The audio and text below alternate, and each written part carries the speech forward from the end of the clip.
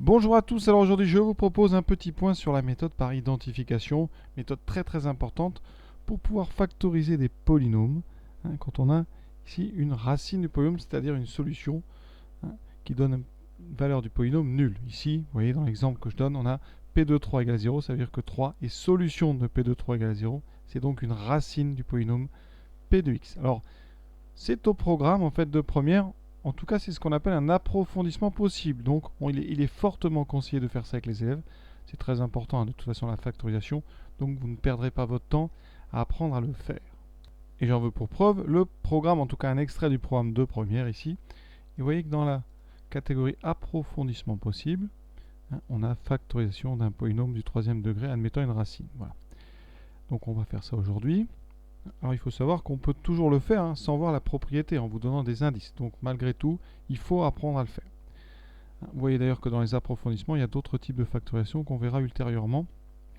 Aujourd'hui, donc ce qui nous intéresse, c'est donc factoriser un polynôme de degré 3 en ayant connaissance d'une racine de ce polynôme. Et une fois que vous aurez fait celui-là, je vous conseille fortement de vous entraîner. Alors en pièce jointe, j'en ai mis, je crois qu'il y en a 4 ou 5, c'est l'exercice 4.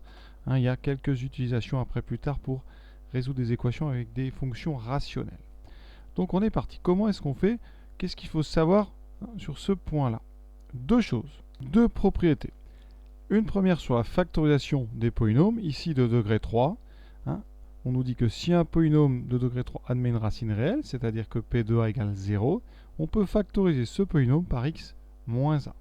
Ici, vous voyez, P de 3 égale 0, donc on va pouvoir factoriser par x moins 3. Donc ça, c'est un gros indice. Et la factorisation va vous donner x moins 3 fois, à droite, un polynôme ici, qui sera un polynôme de degré 2, donc sous la forme ax2 plus bx plus c. Et là, on entre à plein dans le chapitre du second degré. Donc c'est tout à fait intéressant et vraiment important.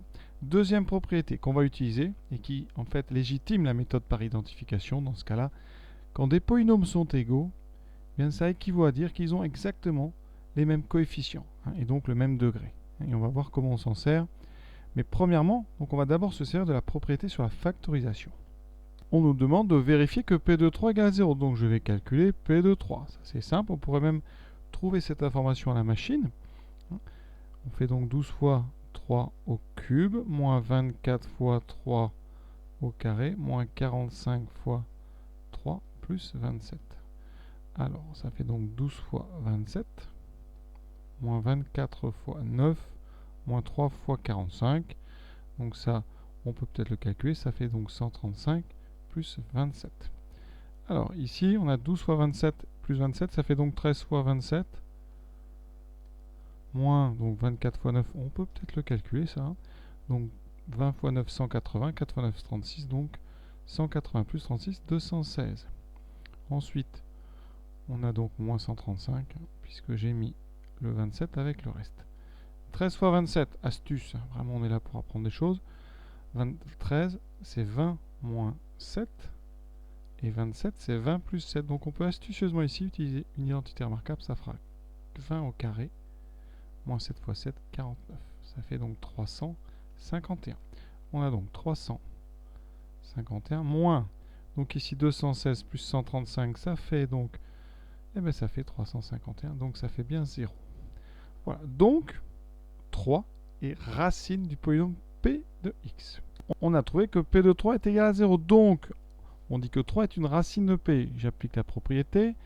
P est bien de degré 3. Ici, P de x est de degré 3, puisque ce polynôme ici, vous voyez, son coefficient dominant ici, c'est 12, parce qu'on a 12x3, donc c'est bien de degré 3. On a 3 qui est une racine, donc il est factorisable, ce polynôme, par x moins notre racine, donc par x moins 3. Donc, factorisable, ça veut dire qu'il existe un polynôme ici q qui est de degré 2, d'accord? Important, q est de degré 2. Un polynôme de degré 2, ça veut dire que vous pouvez trouver a, b et c tel que q, c'est ax2 plus bx plus c. Et avec a qui est non nul pour bien avoir un degré 2. Donc ici, il existe a, b et c, 3 réels. trois nombres, hein, tels que eh bien, P de x peut s'écrire donc x moins 3 fois ax2 plus bx plus c. Maintenant, cette factorisation, on va la développer pour pouvoir ensuite utiliser la deuxième propriété que je vous ai donnée sur l'égalité de deux polynômes. Parce que pour pouvoir comparer les degrés et les coefficients, il faut la forme développée. Donc ici, je développe tranquillement en utilisant la double distributivité. Donc on va multiplier x d'abord par tout ce qu'il y a dans la deuxième parenthèse. Donc ax2 fois x, ça me fera ax3 plus bx fois x, bx2 plus x fois c, donc cx. Et on s'attaque ensuite à moins 3. Moins 3ax2 moins 3bx moins 3c. Et on va ça le comparer avec notre polynôme du départ. Et pour comparer de façon pratique, on va d'abord mettre en forme ce développement. Et donc je vais mettre vraiment en évidence les coefficients de x3, de x2, de x et la constante. Alors, parfois ça peut être un peu trop, donc je vais mettre ici des parenthèses. Le coefficient de x3, c'est a. Le coefficient de x2, des termes en x2, regardez bien, on en a 1, 2, on a. Donc en factorisant par x2, ça me donnera b moins 3a.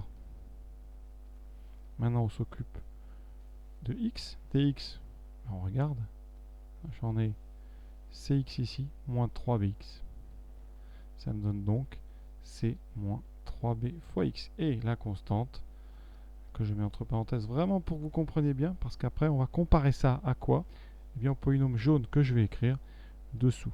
Donc ce polynôme jaune, avec les mêmes parenthèses, il vaut 12x3, plus entre parenthèses, hein, le coefficient de x2 dans le polynôme jaune, c'est moins 24, plus le coefficient de x, ce qui est ici moins 45, plus notre constante, je mets entre parenthèses, et on va, donc d'après la propriété, ces deux polynômes, hein, les deux valent p de x, donc ils sont égaux, ça équivaut à dire qu'ils ont le même degré, ça on voit bien, et les mêmes coefficients. D'accord? Parce que comme a va être égal à 12, on a bien deux polynômes de degré 3. Donc on va égaliser eh bien, a avec 12. D'accord? A va valoir 12. b moins 3, a, c'est le coefficient de x2, il sera égal au coefficient de x2, ici moins 24.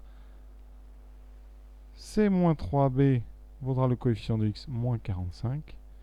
Et la constante, donc on va mettre comme ça, moins 3c vaut donc 27. Cette méthode, quand on identifie donc les coefficients, c'est-à-dire quand on identifie, on dit qu'ils sont égaux, c'est la méthode par identification. Ensuite, on va écrire tout ça sous forme d'un système. Et on va rédiger cela en écrivant par identification.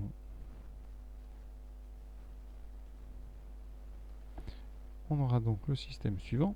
A qui vaut 12. B moins 3A qui vaut moins 24. Là, c'est les deux verts. Les deux bleus, c'est les coefficients de x. C moins 3B égale moins 45. Et moins 3C égale 27. Et on va résoudre ça. Et vous allez même voir qu'il y a un petit moyen de vérifier qu'on n'a pas fait n'importe quoi. Donc A égale 12, ça, rien à dire. C'est bon. Ensuite, dans la deuxième ligne, j'en trouve que B égale moins 24 plus 3A. Troisième ligne, C est égal à moins 45 plus 3B. Dernière ligne, en divisant par moins 3, je trouve que C égale 27 sur moins 3. On y est presque, vous allez voir. A est donc égal à 12. B vaudra moins 24 plus 3 fois 12, 3A, donc 36. On peut ici écrire 12. Ça veut dire que C, ça fera moins 45, plus 3 fois 12, 3 fois B, ici, ça fera 36. D'accord? Et moins 45 plus 36, ça fait moins 9. Ensuite, C, 27 sur moins 3, ça fait moins 9. Donc, ici, ce moins 9 et ce moins 9 confirment qu'on a bien fait des choses. Si là, vous trouvez des choses différentes, il y a un gros souci. C'est que soit vous avez fait une erreur de calcul, soit votre factorisation était impossible et donc le nombre que vous avez choisi n'était peut-être pas racine. Donc vraiment, il faut toujours résoudre les 4 équations. Une petite comme ça sécurité qui nous sert vraiment à nous alerter s'il y a un problème. Alors, conclusion de tout ça, on a donc trouvé A égale 12, B égale 12, C égale moins 9. Qu'est-ce qu'on fait de ces trois nombres? Eh bien, on va écrire la factorisation. Ça veut dire que P de x, c'est x moins 3, multiplié par 12x2, ça c'est ax2, plus bx, donc plus 12x, plus c, donc moins 9. Ça, c'est une première factorisation. Et maintenant, on va essayer de factoriser ce polynôme ici qui est de degré 2. Donc, étudions 12x2 plus 12x moins 9. Alors, habituellement, quand on calcule un discriminant, on appelle A, B et C les coefficients. Donc ici, je vais reprendre ces notations, mais attention, ce ne sont pas les mêmes que les A, B, C qu'on a utilisés pour notre identification. C'est un autre trinôme. D'accord? Mais on va préciser ici.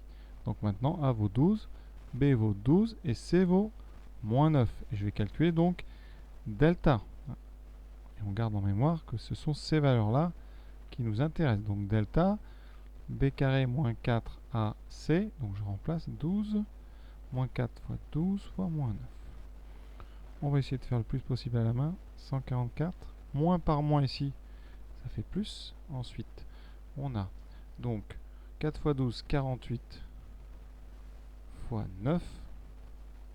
Donc 48 fois 9, alors on est presque à 48 fois 10, donc on est à 480 moins 48, c'est-à-dire 432. Et donc on trouve ici donc 6, 7, 576. Alors 576, je vous le dis, c'est un carré, parce que l'exercice est bien fait, et je pense que ça doit être 26, alors non, 24 au carré. 25 au carré, ça fait 625, donc ça c'est 24 au carré. Je vous laisse vérifier. C'est intéressant parce que nos solutions, en tout cas les racines du polynôme qui sont là, seront des racines plus faciles à calculer. Donc, on a deux racines.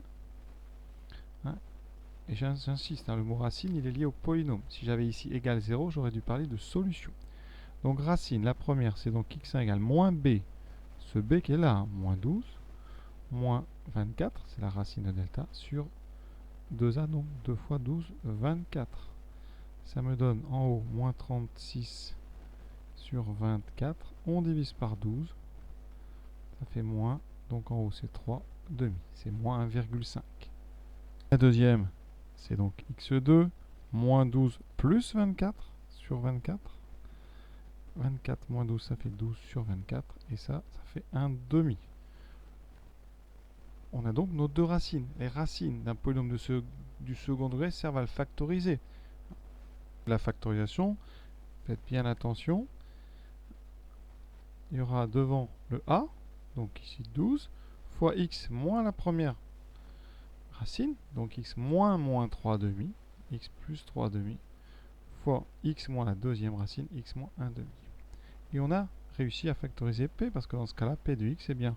On avait déjà x moins 3, et on rajoute ceci. Donc en multiplication, on aura le 12 devant, x moins 3, fois x plus 3 demi, fois x moins 1 demi. Précision, la plupart des polynômes, si on les prend au hasard, n'ont pas des racines comme ça qui tombent bien. Ça, c'est fabriqué à l'avance. D'accord? Donc, ne croyez pas que tout est si bien que ça dans le royaume des polynômes. Ensuite, eh bien, une fois qu'on a cette factorisation, on pourrait vous demander plein de choses. Là, on s'est borné à vous demander les solutions de p de x égale 0. Donc, c'est direct. Vous avez un produit de 4 facteurs. 12 ne peut pas faire 0. Donc, p de x égale 0. Ça veut dire que soit c'est x moins 3 qui vaut 0 et donc x égale 3, ou alors c'est x plus 3 demi qui vaut 0, donc x vaut moins 3 demi, ou alors x vaut 1 demi. Cette partie-là, elle est triviale une fois qu'on a la factorisation. Voilà, j'ai essayé d'être vraiment, on va dire, lent, en tout cas d'essayer d'être le plus clair possible, parce que c'est un sujet quand même qui est très important. Il y a quand même des propriétés derrière qu'il faut un petit peu connaître et comprendre. Et surtout, il faut vraiment faire des calculs rigoureux sans trop se dépêcher. Voilà.